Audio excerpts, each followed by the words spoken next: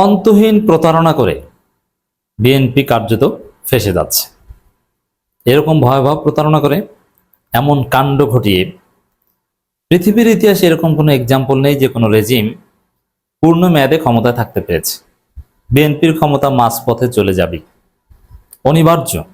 কারণ বিএনপি যে প্রতারণা করেছে এতে তাদের ফেঁসে যাওয়াটা নিশ্চিত। এটা কোনো বিবেক বুদ্ধি সম্পন্ন কোনো ফেসিস্ট, কোনো ধান্দাবাজ সরকার এরকম বোকামি করে না। একটা লিমিট আছে। দর্শক, আমি আলোচনা করছি জামাত ইসলামের সেক্রেটারি জেনারেল অধ্যাপক মিয়া গোলাম পরের একটা বক্তব্য। খবর, প্রধানমন্ত্রীর উদ্দেশ্যে জামাত সেক্রেটারি, সংসদে নিজ ভোটের বিরুদ্ধে অবস্থান নেওয়া অন্তহীন প্রতারণা।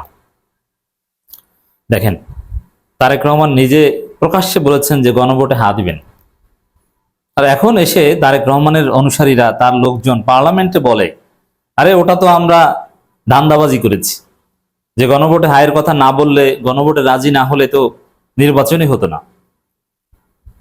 মানে এই প্রতারণার কথা তারা স্বীকার করেছেন এবং পার্লামেন্টে প্রধানমন্ত্রী থেকে শুরু করে প্রধানমন্ত্রীর লোকজন যেসব বক্তব্য দেন, এটা গণভোটে হা এর বিরুদ্ধে, উল্টো পথে হাঁটছেন। তো এইভাবে প্রতারণা করে কেউ ক্ষমতায় থাকতে পারে না। হাসিনা ফেসিস্ট ছিল, অনেক সমালোচনা আছে এবং থাকবে, কিন্তু আমি নিশ্চিত বলতে পারি হাসিনা যদি এইখানে হতো তাহলে এই গণভোটকে অস্বীকার করার ধৃষ্টতা দেখাতো না। কারণ গণভোটের চাইতে ডেমোক্রেসিতে কিছু নাই। Highest stage of democracy is referendum. আর সেই রেফারেন্ডামকে অস্বীকার করার, ধামাচাপা দেওয়ার ধৃষ্টতা দেখাচ্ছে তারেক রহমান সরকার। আপনি চিন্তা করেন, আগুন নিয়ে খেলা করা, পরমাণু নিয়ে খেলা করা, যে কোনো সময় এই পরমাণু ব্লাস্ট হয়ে যাচ্ছে, ফিউশন হয়ে যেতে পারে, আর ফিউশন হয়ে বিশাল শক্তি উৎপাদন হয়ে সবকিছু একদম তামাতামা হয়ে যেতে পারে। তো গণভোট নিয়ে এটা খেলছে। আপনি চিন্তা করেন, গণভোটে 70% মানুষ একটা বিষয় রায় দিয়েছে, সেটার বিরুদ্ধে প্রতারণা করছে, সেটার সাথে প্রতারণা করছে বিএনপি সরকার। হাসিনা হলে এই কাজ করতো না, এমনকি হাসিনা ফেসিস্ট। কিন্তু আপনি একটু দেখান তো, হাসিনার জীবনে এরকম কোনো কাণ্ড দেখাতে পারবেন যে হাসিনা প্রকাশ্যে বলেছে যে গণভোটে হা দেন বা এই করেন সেই করেন, এরকম একটা কিছু, আর ক্ষমতায় এসে কয়েকদিন পরেই তার উল্টো বলা শুরু করেছেন? না, এত কাঁচা কাজ হাসিনা করে না। আর এত কাঁচা কাজ করলে হাসিনা ফেসিস্ট হয়ে জনগণকে ভুলভাল বুঝিয়ে ভুয়া নির্বাচন করে এভাবে বারবার ক্ষমতায় থাকতে পারতেন না। তা তারেক যেহেতু এই ভুলটা করেছেন, এটা অন্তহীন প্রতারণা। এবং সেই প্রতারণার কথা স্বরাষ্ট্রমন্ত্রী পার্লামেন্টে স্বীকার করেন যে আমরা এগুলো মানতে চাইনি, এটা আমরা মেনেছি যাতে নির্বাচনটা হয়। আপনি চিন্তা করেন, তো এইভাবে প্রতারণা করে ক্ষমতা থাকা যায় না, কোনো নজির নেই। পৃথিবীর ইতিহাসে অনেক গণভোট হয়েছে, আমরা এই সভ্য সমাজে আধুনিক যুগে অনেক গণভোট, সেই ব্রেক্সিটের কথা আপনাদের অনেকে মনে আছে, ইউকেতে ব্রেক্সিট বিষয়ে গণভোট হয়েছে। এছাড়া পৃথিবীর বিভিন্ন দেশে এরকম গণভোট হয়েছে, বাংলাদেশে অনেকবার গণভোট হয়েছে। বাংলাদেশের অতীতে যতবার, জিয়াউর রহমানের আমলে প্রথম, এরপর এরশাদের আমলে, এরপরে আবার বিএনপির আমলে যত গণভোট হয়েছে, সেই গণভোটকে কোনো সরকারকে অস্বীকার করেছে না। গণভোটের রায় অক্ষরে অক্ষরে সাথে সাথে বাস্তবায়ন করেছে। বাংলাদেশের ইতিহাসে 3বার গণভোটের ক্ষেত্রে এটাই হয়েছে, সাথে সাথে বাস্তবায়ন। ইউকেতে গণভোট হয়েছে, সাথে সাথে বাস্তবায়ন। পূর্ব তিমুরে গণভোট হয়েছে। মানে গণভোটের ক্ষেত্রে যেটা হয়, গণভোটের রায়টা কয়েকদিনের মধ্যে, কয়েক সেকেন্ডের মধ্যে কার্যত বাস্তবায়ন হয়ে যায়। এটা হচ্ছে গণভোটের ফল। পৃথিবীর অনেক দেশ স্বাধীন হয়েছে গণভোটের আলোকে, অথবা ইউনাইটেড থেকেছে গণভোটের আলোকে। যেমন আয়ারল্যান্ড, এবং মানে আয়ারল্যান্ড যুক্তরাজ্যের সাথে থাকবে কি থাকবে না, গণভোট হয়েছে। স্কটল্যান্ড, এরকম আরো অনেক গণভোট ইউরোপে আছে। অনেক দেশ স্বাধীন হয়েছে গণভোট দিয়ে, আবার অনেক দেশ ইউনাইটেড থেকেছে গণভোটের মাধ্যমে। গণভোট হয়ে গেছে, সাথে সাথে কার্যকর। পূর্ব তিমুর স্বাধীন হয়েছে কিভাবে? গণভোটের মাধ্যমে। গণভোট হয়েছে, সাথে সাথে পূর্ব তিমুর স্বাধীন, সাথে সাথে। তো গণভোটের পাওয়ার এত যে মুহূর্তের মধ্যে গণভোট কার্যকর হয়ে যায়। আর সেই গণভোট নিয়ে বিএনপি যা করছে, এটা অন্তহীন প্রতারণা।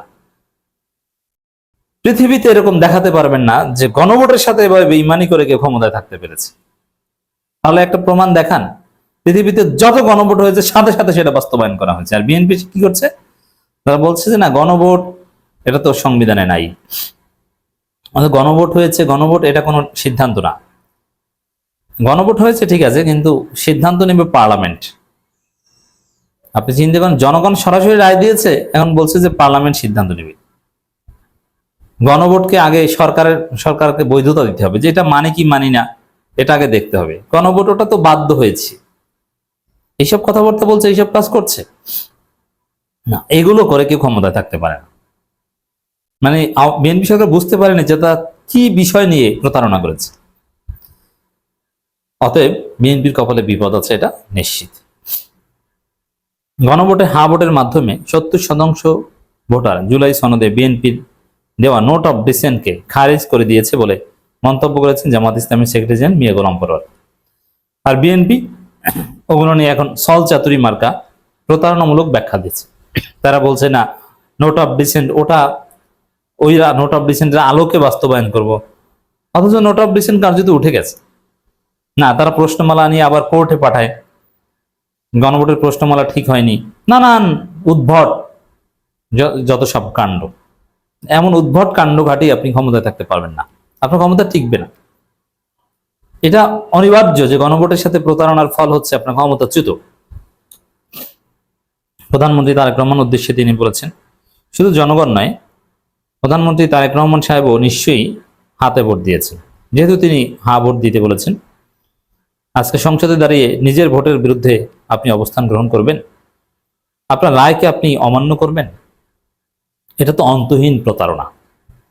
তা অন্তহীন প্রতারণা, এভাবে প্রকাশ্য প্রতারণা করে, অন্তহীন কর্ম করে ক্ষমতায় থাকা যায় না। এগুলো করতে হয় সিস্টেমে। যেমন হাসিনা যে প্রতারণা করেছে, কি সিস্টেমে দেখেছেন, কত ক্রিয়েটিভ, কত সৃজনশীল। 2014 সালে বিনা ভোটে ক্ষমতা এসেছেন, কিন্তু বলেছেন যে না মিড টার্ম ইলেকশন হবে, কিন্তু সব ম্যানেজ করে ফেলেছেন। 2018 সালে আবার এসে ওই বিনা ভোট না, তখন ঠিকই বিএনপিকে ম্যানেজ করে নির্বাচনে নিয়েছেন, তাদেরকে 6টা সিট ধরিয়ে দিয়েছে, ভোটটা রাতে হয়ে গেছে। 2024 সালে এসে আবার রাতে ভোট না, ভোট দিনে হয়েছে এবং জনগণ ভোট দিতে গিয়েছে, কিন্তু দামি নির্বাচন। সিস্টেম দেখেছেন, ক্রিয়েটিভিটি, ধান্দাবাজি করতে হলে কত সৃজনশীল হওয়া দরকার, এই মেধা বিএনপির কারণে। এগুলো এসটি ইমাম সব আবিষ্কার করে দিয়ে গেছে। এখন বিএনপি এসটি ইমাম সাজিয়েছে খলিল রহমান, অথচ খলিল রহমান তারেক রহমানকে মানে না, তিনি আসলে যুক্তরাষ্ট্রের লোক, বিএনপির এজেন্ট জাস্ট। যে কোনো সময় বিএনপিকে অস্বীকার করতে পারেন। তো দর্শক, এক কথা যদি বলি, এই যে সংবিধান সংস্কার নিয়ে যে ঘটনাটা ঘটালো, গণভোটের আলোকে সংবিধান সংস্কার পরিষদের শপথ নেওয়া বিএনপির জন্য ওয়াজিব ছিল, অথচ বিএনপি নেয়নি, নিবে না। এইসব প্রতারণা করে ক্ষমতায় থাকতে পারবেন না।